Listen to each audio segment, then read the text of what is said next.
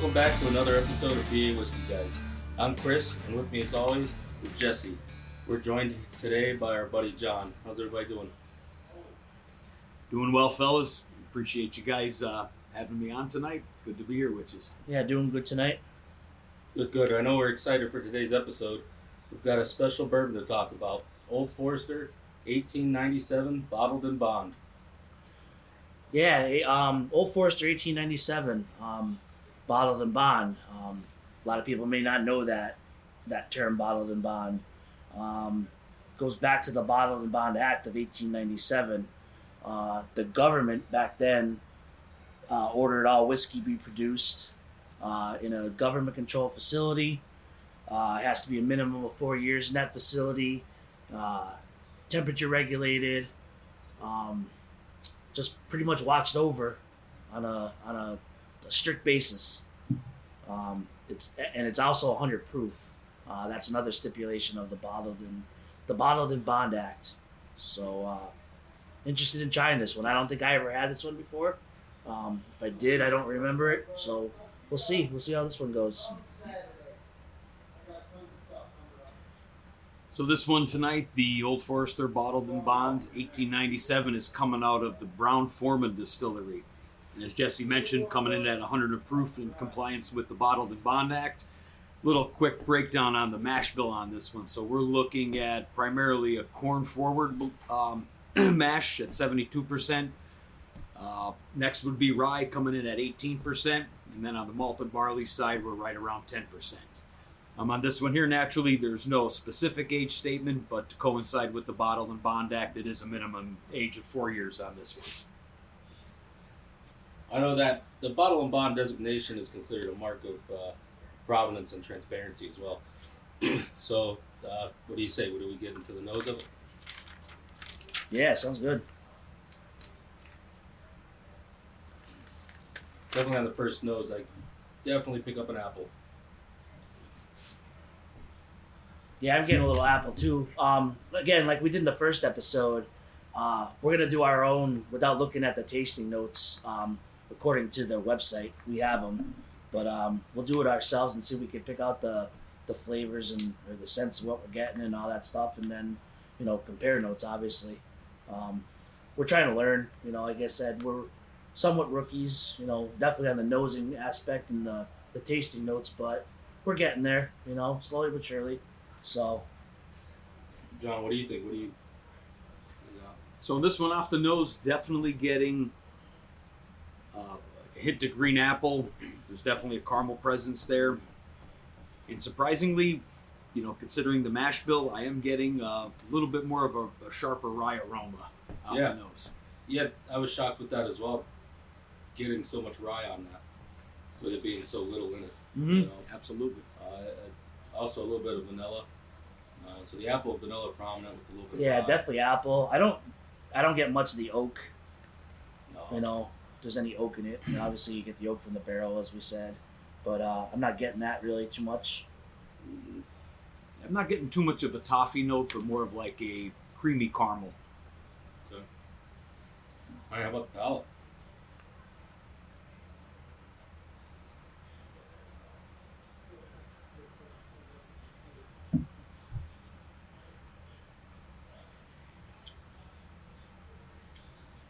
So I'm getting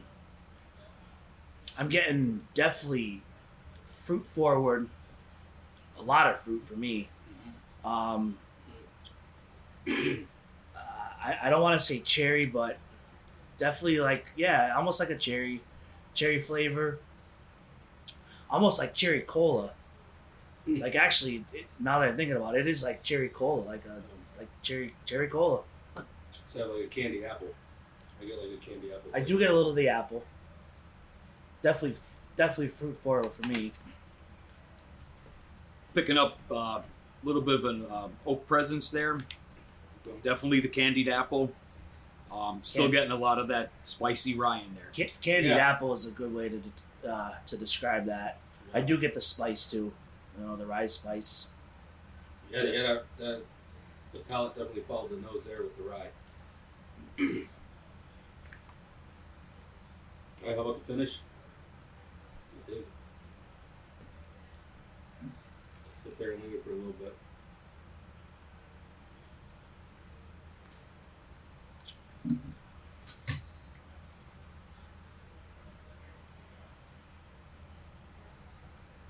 I'm getting sweetness. I still get a little bit of the fruit.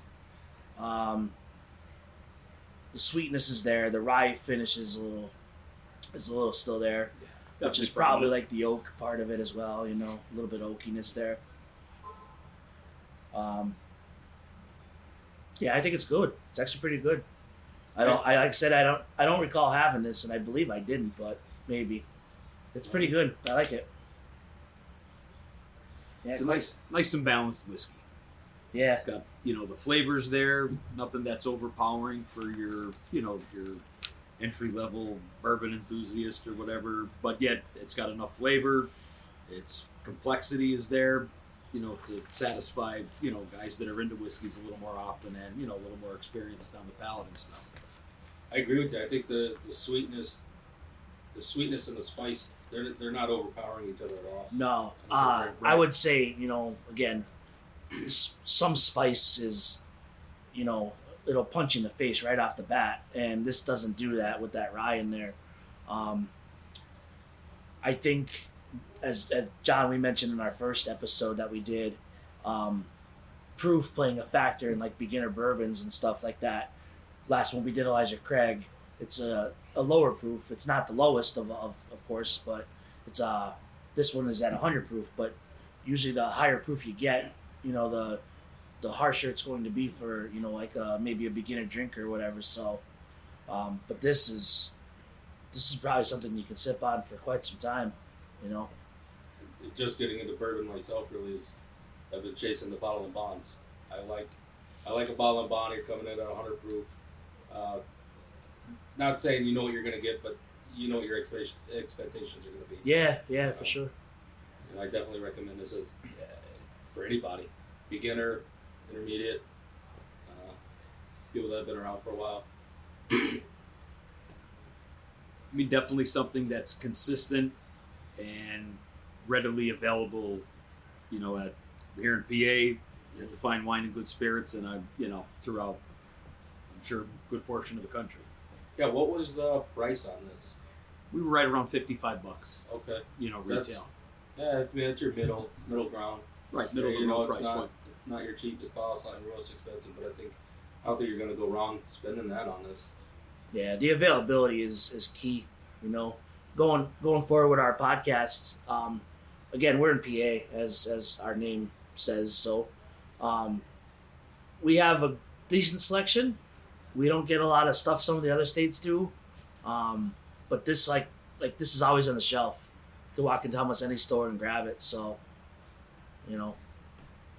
that's the nice part about it. Yeah, as Jesse was saying, it's definitely a nice element. When you find a bottle that you enjoy, that it's pretty much readily available. You want to not have to have backup or multiple backups of something. When you need a refill bottle, for the most part, it's available. Yeah, it's definitely enjoyable. I could see a lot of people liking this. If they're getting into it, because the fruit forwardness for me anyway. It's tasty. It's pretty tasty. We'll talk about trying this neat. So we're drinking this neat today. This is what I would probably try throwing on the rocks, throwing it on ice, getting that chill and seeing what that little bit of water does. Cherry cola. I just had another sip. It's like cherry cola to me. I don't know. Yeah. And I've heard that. I've watched some YouTube videos of other people reviewing, and they describe cherry cola. And I know everybody's palates are different. We said it last week. I'm still battling this stupid head cold thing that I got going on. But I definitely get the cherry cola part of it. And the candied apple. I like that term too, candied apple. Mm-hmm. I have the notes in front of me here. On the What nose, it says rich caramel, as some people say, vanilla, oak, rye, toffee, and apple. So obviously we picked up on a couple of those. Yeah. The palate is vanilla, dark fruit, oak, and some spice, and then the finish is long, spicy oak, leather. I didn't get that, and I said it last time. I typically don't, and then vanilla on the finish as well. So I don't know if you guys are getting any of that. You know, especially the leather part. I don't get that. Yeah, not picking up on any of the leather here either. Yeah. I haven't understood that when they talk about cigars either. Yeah. The leather, I never really taste the leather taste. Definitely not in this. Like I said, it's the sweetness and the spice. I mean, I don't want to say perfectly blended, but it's well blended. Mm-hmm. Well balanced, like you said. Yeah, that bottled and bond, that's, we'll do some more. In fact, I know that, we'll probably do a blind tasting of some bottled and bonds once we get them all together. We'll pick a bunch as long as they're on the same proof and, well, obviously they're going to be the same proof, but as long as they're like all bourbons or all ryes or whatever, although they don't make a bottled and bond rye, do they? I don't think they do. Do they? Jack Daniels. Oh, okay. Oh, yeah, the bonded. Yeah, they do. Yeah, they do. Yeah, just something we're thinking of in the future, All right. Chris mentioned cigars. We're actually on site tonight at a local cigar lounge in our next town over from where we all live. It's called Willow Ave Cigars. So the guys are enjoying a couple cigars tonight, and we're hanging out. We got a couple of guests in the live studio audience, I guess. So. Yeah, and I think enjoying a cigar with the bourbon or whiskey is also going to change the palate on that. So you're definitely gonna pick up different flavors, different noses. You guys still getting the change? Did it change the taste for you guys at all with the cigars you're smoking, or no? No, I mean not for me. I still get the sweet. I still get the candy apple. Yeah, it's pretty dominant. Vanilla, and then that hit of that rye. It's weird to know that mash bill. Knowing the mash bill now it's weird getting that rye. Yeah, definitely. Since it's more corn forward, but still has a nice hit of that rye. Rye on the finish. Yeah, I've had some bourbons, obviously just straight up whiskeys or whatever that are, corn, and you really get punched with it. I hate using that term all the time, but like this is higher corn, and not knowing every mash bill, every whiskey that's out there, whatever. But it's I don't get that flavor in this. Like like if you're drinking moonshine, that's all corn. Basically 100% corn, I guess. So it's a little bit different, of course, but this is balanced. Like Chris said, it's definitely pretty good. Kind of surprised in this one, actually. Yeah, I'm glad I have a bottle at my house, to be honest, unopened. We'll be popping out one of these days soon. Yeah, it's definitely a hitter. It's consistent and sell the juice for the money. Any final takeaways from this? Another one, we did it last week. We recommended it. Don't want to keep using the term beginner or whatever, but at 100 proof, it's. I think the average person that's getting into bourbon, that's already been drinking it for a while, probably. I think everybody would enjoy it. It's tasty. To me, it's tasty. I agree. I'll third that motion. All right. Definitely one to keep handy in the cabinet. Yeah.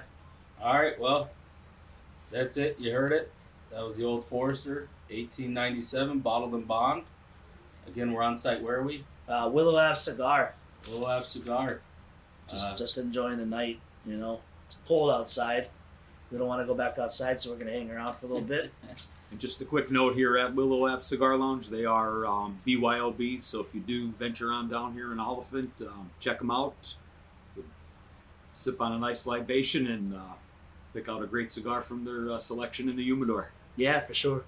All right. Once again, thanks for joining us for our second episode here at PA Whiskey Guys. Again, I'm Chris. I'm Jesse. And Johnny here. And we'll catch you with the cork out.